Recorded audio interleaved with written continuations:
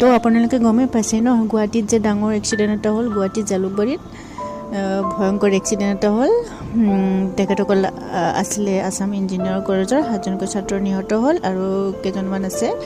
মেডিকেলত ভৰ্তি তেখেতসকল যাতে সোনকালে ভাল হৈ ওলাই আহক এইটো কামনা কৰিলোঁ আৰু যিসকল আমাৰ মাজৰ পৰা গুচি গ'ল তেখেতসকলৰ আত্মাই যাতে শান্তি পায় তেখেতসকল গৈছিলে লং ড্ৰাইভত তো ৰাতি ঘূৰি আহোঁতে চাৰবৰতাত এক্সিডেণ্টটো হৈছিলে যি নহওক মই এইটো কথাই ক'ব বিচাৰিছোঁ যে ইয়াৰ মূল কাৰণ হৈছে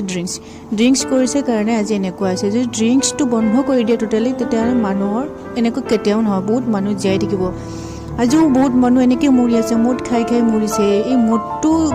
মানুহৰ জীৱন ধ্বংস কৰি দিলে